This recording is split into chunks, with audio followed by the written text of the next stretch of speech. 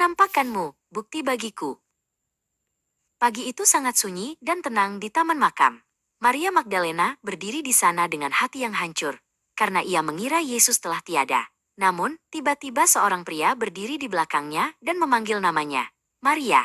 Maria berbalik dan matanya membelalak gembira. Rabuni, serunya. Itu adalah Yesus. Dia benar-benar hidup dan berdiri tepat di hadapannya. Maria segera berlari menemui teman-temannya, para murid Yesus yang sedang bersedih. Dengan napas terengah-engah, ia berkata, "Aku telah melihat Tuhan." Namun, Petrus dan teman-temannya hanya diam.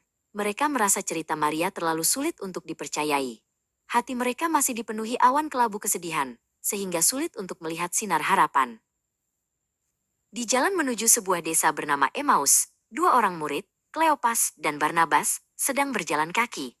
Mereka berbicara tentang semua hal sedih yang terjadi di Yerusalem. Tiba-tiba, seorang asing bergabung dalam perjalanan mereka. Mereka tidak menyadari bahwa orang asing itu adalah Yesus yang sedang menyamar. Saat matahari mulai terbenam, mereka duduk untuk makan malam bersama.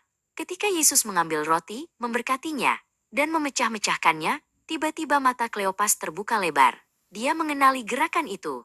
Itu adalah Yesus. Namun, begitu mereka menyadarinya, Yesus menghilang dari pandangan mereka. Kleopas dan Barnabas segera berlari kembali ke Yerusalem, meskipun malam sudah gelap. Mereka menemukan Yohanes dan murid-murid lainnya sedang berkumpul. Yesus benar-benar bangkit. Kami melihatnya saat memecah roti, seru Barnabas. Yohanes mendengarkan dengan saksama, tetapi di dalam ruangan itu, masih ada rasa bimbang yang menyelimuti mereka. Tiba-tiba, tanpa ada pintu yang terbuka, Yesus berdiri di tengah-tengah mereka semua. "Damai sejahtera bagi kamu," katanya. Thomas, yang tadinya sangat ragu, jatuh berlutut.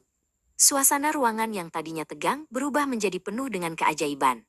Yesus menunjukkan tangannya untuk meyakinkan mereka bahwa itu benar-benar Dia. Yesus kemudian memandang para muridnya dengan kasih, namun ia juga menegur ketidakpercayaan mereka.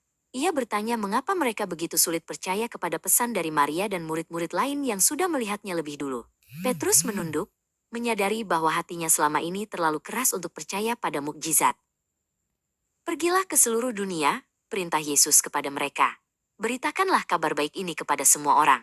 Yesus memberikan tugas besar kepada Yakobus dan teman-temannya untuk menjadi saksinya. Mereka tidak lagi takut, karena mereka tahu bahwa guru mereka telah mengalahkan kematian dan akan selalu memimpin jalan mereka. Akhirnya, Yesus membawa mereka keluar kota. Sambil memberkati mereka, ia perlahan-lahan terangkat ke langit. Maria Magdalena dan para murid menatap ke atas dengan kagum saat sebuah awan menutupinya dari pandangan mereka.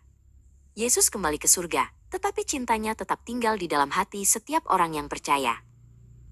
Sekarang, tugas itu ada pada kita. Seperti Eliana dan Fidelo yang senang mendengarkan cerita ini, kita diajak untuk percaya meskipun kita tidak melihat Yesus secara langsung. Yesus benar-benar hidup. Dia berjanji akan selalu menyertai kita setiap hari. Mari kita jadi anak-anak yang berani menceritakan kebaikan Yesus kepada semua teman kita.